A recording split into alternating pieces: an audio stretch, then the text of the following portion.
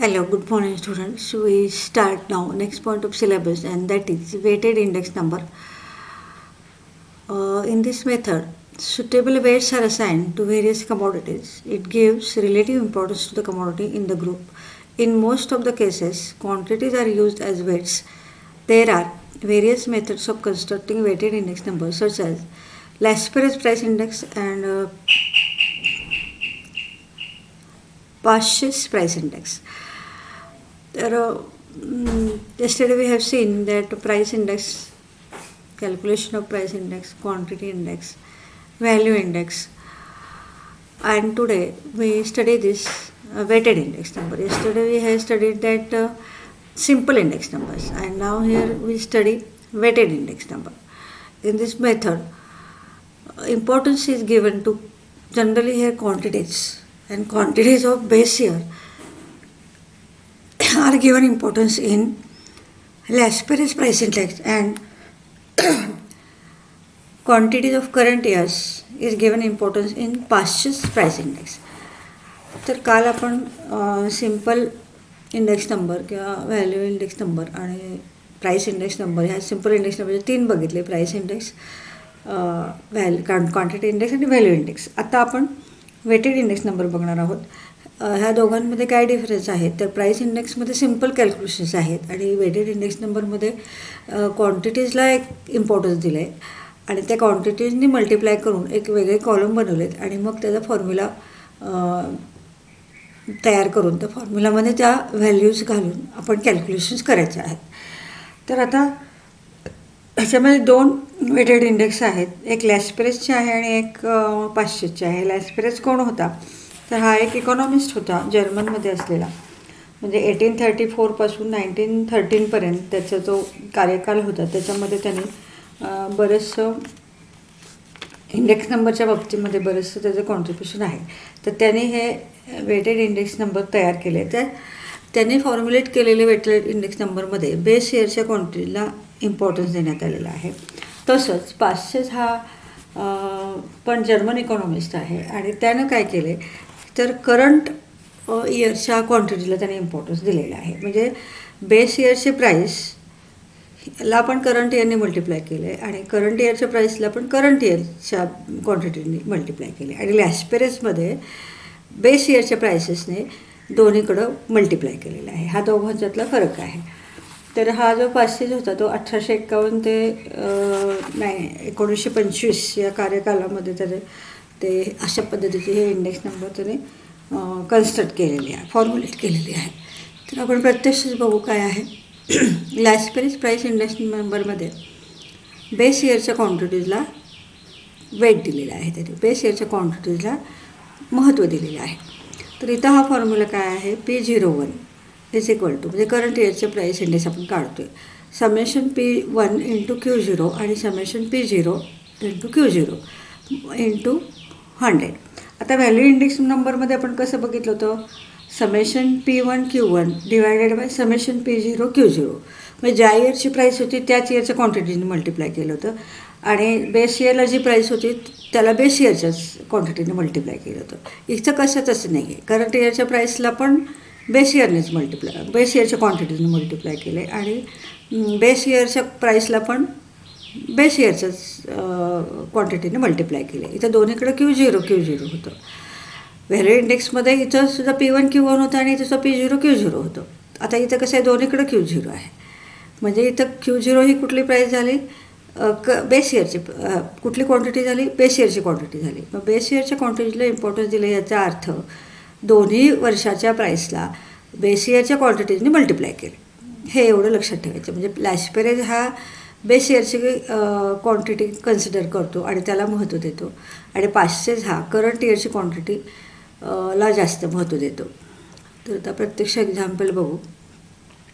आता इथं हा सोल्युशन आहे, हे क्वेश्चन आहे आणि हे सोल्युशन आहे. क्वेश्चनमध्ये काय दिलं आहे त्याने, बेस इयरचे प्राइसेस क्वांटिटीज, करंट इयरच्या प्राइसेस क्वांटिटीज, ह्या सगळ्याचा यूज करून आपल्याला इथं त्याची सोल्युशन सांगितलं आहे. ॲज युजल ह्या कमॉडिटी, पहिला कॉलम आहे कमॉडिटीजचा, ABCD ह्या कमॉडिटीज आहेत आणि इथं हे बेस इयरची प्राईस, बेस इयरची क्वांटिटी. करंट इयरची प्राईस, करंट इयरची क्वांटिटी. मग आता आपल्याला 2 कॉलम तयार करायचे आहेत. P0 इंटू, पहिल्यांदा करंट इयरची घेऊ, P1 इंटू Q0, म्हणजे फक्त ह्याच कॉलमने दोन्ही प्राइसेसला मल्टिप्लाय करायचे. मग ह्या कॉलमने ह्या कॉलमला मल्टिप्लाय करायचे आणि या कॉलमने या कॉलमला मल्टिप्लाय करायचं. बेस इयरच्या क्वांटिटीजनी करंट इयरला मल्टिप्लाय केल्यानंतर हा कॉलम येतो आणि बेस इयरच्या क्वांटिटीजनी बेस इयरच्या प्राईसला मल्टिप्लाय केल्यावर हा कॉलम येतो. आता बघा काय आहे. पहिला कॉलम काय आहे, P1 Q0, म्हणजे हा P1चा कॉलम आहे, हा Q0चा कॉलम, म्हणजे Q1चा इथं काहीच रोल नाही आहे. दोन्ही इयरच्या प्राइसेसना, ही झाली बेस इयरची प्राईस, ही झाली करंट इयरची प्राईस, ह्या दोन्ही इयरच्या प्राइसेसना फक्त Q0ने म्हणजे बेस इयरच्या क्वांटिटीजने फक्त मल्टिप्लाय करायचं. 0 हा बेस इयरसाठी आहे, 1 हा करंट इयरसाठी आहे. तर आता इथं पहिला कॉलम आहे P1 Q0, म्हणजे 30 इंटू 4 120, 20 इंटू 5 100, 60 इंटू 8 480, 40 इंटू 4 160. तर अशा पद्धतीने ह्या ह्या 2 कॉलमचं मल्टिप्लिकेशन करून हा कॉलम तयार झाला आणि ह्याची समेशन किती आहे, ही 860.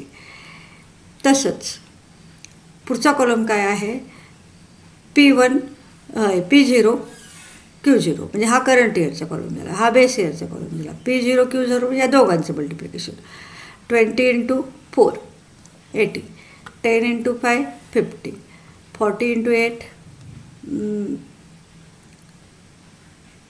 320 आणि 30 इंटू 4 120. मग ह्याचं समेशन किती आलं आहे, 570. परत एकदा बघा काय काय केलं आहे. हाच कॉलम जास्त इम्पॉर्टन्स आहे.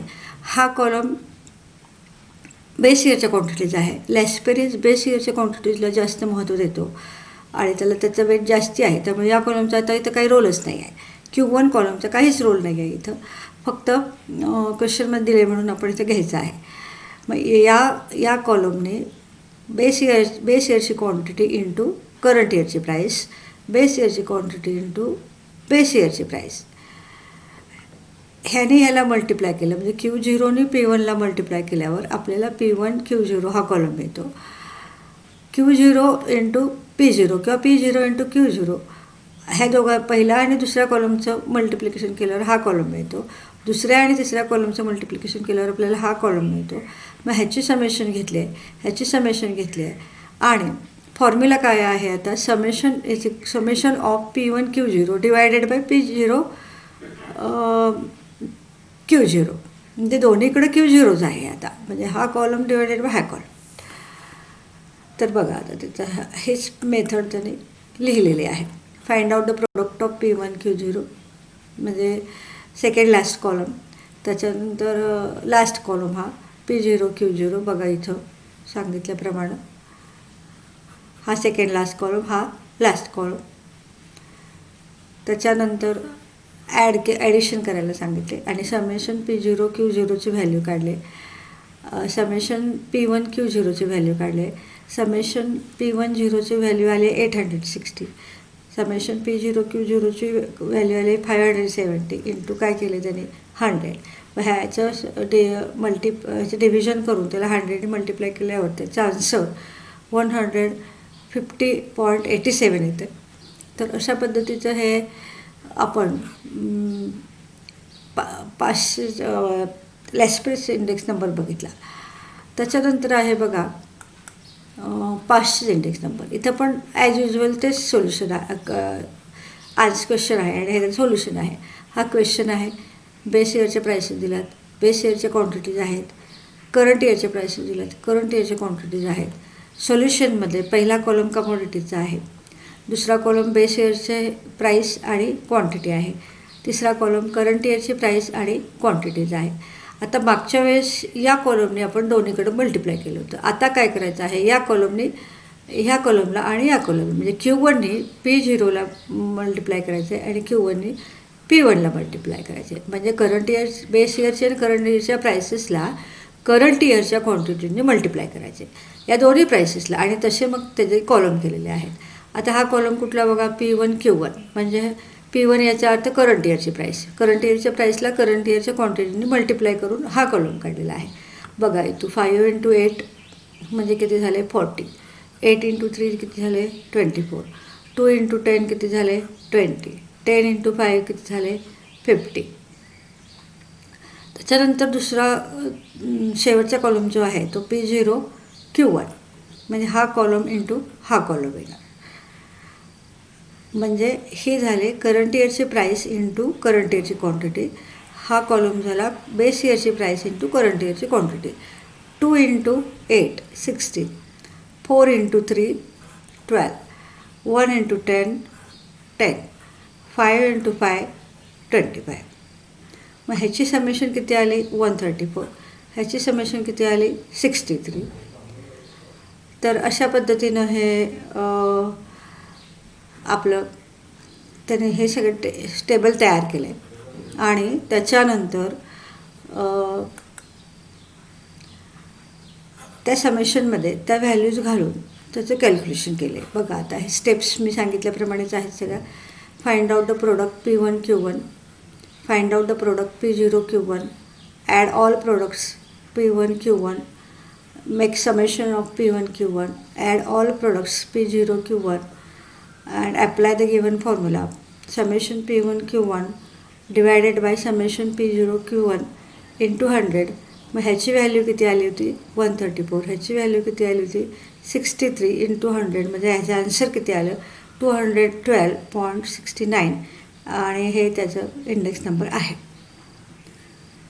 तर अशा पद्धतीनं आपण दोन्ही इंडेक्स नंबर कशा कॅल्क्युलेट करायचं हे बघितलं होतं. आणि ह्याच्यामध्ये हा आता चॅप्टर संपलेला आहे. आणि त्याच्यानंतर त्यांनी आता त्याचं लिमिटेशन्स ऑफ इंडेक्स नंबर हा शेवटचा पॉईंट आहे. ह्याचा पण तो तुमच्या सिलेबसमधून ड्रॉप केला आहे. म्हणजे पर्टिक्युलरली मी आता लक्ष ठेवून बघत असते कुठलं ड्रॉप केलं आहे काय केलं आहे. त्याच्यामुळे लिमिटेशन्स आता आपण स्टडी करायचं नाही आणि त्याच्यावरचे क्वेश्चन पण ते विचारणार नाहीत. तर अशा पद्धतीने आपण इंडेक्स नंबर हा टॉपिक आता संपवलेला आहे. तर इंडेक्स नंबर हा व्हेरी इम्पॉर्टंट टॉपिक आहे. तर पुन्हा एकदा आपण पहिल्यापासून बघू कन्स्ट्रक्शन कसं केलं आहे. पहिल्यांदा पर्पस ठरवला, त्याच्यानंतर बेस इयरचं सिलेक्शन केलं, आयटम्स घेताना रिप्रेझेंटेटिव्ह आयटम्स घेतले आणि प्राईस कोटेशन्सला पण रिलायबल पर्सनकडून किंवा रिलायबल प्रेसकडून आपण प्राईस कोटेशन्स कन्सिडर केल्या. आपण ॲव्हरेज ठरवलं, मग प्रॉपर वेट्स दिले आणि मग त्याच्यानंतर फॉर्म्युला तयार केला आणि मग आपण इंडेक्स नंबर काढले. ह्या सगळ्या इंडेक्स नंबरच्या स्टेप्स आहेत. त्याच्यानंतर आपण सिम्पल इंडेक्स नंबरमध्ये बघितले. ह्याच्यामध्ये अगदी सिम्पल कॅल्क्युलेशन होतं. प्राईस इंडेक्समध्ये प्राईस इंटू प्राईसचं समेशन केलं, तर क्वांटिटीचं समेशन केलं आणि ते फॉर्म्युलामध्ये व्हॅल्यूज घालून त्याचा आन्सर काढले. क्वांटिटी इंडेक्समध्ये सुद्धा तेच आहे. कुठल्याही प्रकारचं मल्टिप्लिकेशन नाही आहे. करंट इयरच्या क्वांटिटीचं समेशन डिवायडेड बाय बेस इयरच्या क्वांटिटीचं समेशन इंटू 100 असं करून ही क्वांटिटी इंडेक्स नंबर आपण तयार केली. त्याच्यानंतर आहे बघा व्हॅल्यू इंडेक्स नंबर. इथं आपण करंट इयरच्या प्राईसला करंट इयरच्या क्वांटिटीजनी मल्टिप्लाय केलं होतं आणि बेस इयरच्या प्राईसला बेस इयरच्या क्वांटिटीजनी मल्टिप्लाय केलं होतं इंटू 100 असं केलं आणि हा फॉर्म्युला यूज करून आपण व्हॅल्यू इंडेक्स नंबर बघितली. त्याच्यानंतर आहे बघा वेटेड इंडेक्स. आज आता आपण जे डिस्कस केलं ते आहे. ह्याच्यामध्ये वेट्स दिलेले आहे. त्याच्यामध्ये 2 आहेत. पहिला आहे लॅस्पेरेज. त्यानं इथं काय केलं आहे बेस इयरच्या क्वांटिटीला बेसिस इयरच्या क्वांटिटीनी मल्टिप्लाय करून दोन्ही वर्षाच्या प्राइसेसला कॉलम तयार केलेत आणि बेस इयरच्या क्वांटिटीला त्यानं जास्त महत्त्व दिलेलं आहे. करंट इयरच्या क्वांटिटीचा इथं काहीच रोल नव्हता. त्याच्यानंतर आहे 500 इंडेक्स नंबर. 500 इंडेक्स नंबरमध्ये करंट इयरच्या क्वांटिटीजनी दोन्ही प्राइसेसला मल्टिप्लाय करून आपण 2 कॉलम हे तयार केले. इथं करंट इयरच्या प्राइसेसला इथं जास्त महत्त्व दिलं गेलं आहे, जास्त वेट दिलं गेलं आहे आणि त्याचं हे दोन्ही समेशन करून ते फॉर्म्युलामध्ये त्या व्हॅल्यूज पुट करून आपण त्याचं आन्सर काढलेलं आहे. तर अशा पद्धतीने हा इंडेक्स नंबर आपण स्टडी केलेला आहे. तर it is very important chapter. तुम्ही इथं जास्त लक्ष देऊन करायचं आहे कारण करंट सिच्युएशनमध्ये इंडेक्स नंबरचा रोल खूप महत्त्वाचा आहे आणि त्याच्यामुळं तुम्ही इथं त्याला इम्पॉर्टन्स देऊन त्याचं स्टडी एकदम डिटेलमध्ये करायचं आहे. आणि मला असं वाटतं त्याला वेटेज पण ते जास्तीच येतील. म्हणजे पेपरमध्ये साधारण 7 ते 8 मार्काचे क्वेश्चन्स तरी विचारले जातील. मग ह्याच्यामध्ये लिमिटेशन सोडून सगळे पॉईंट्स तुम्ही रिवाईज करा आणि काही डिफिकल्टी असेल तर तुम्ही विचारा. तर आज आपण थांबूया इथंच.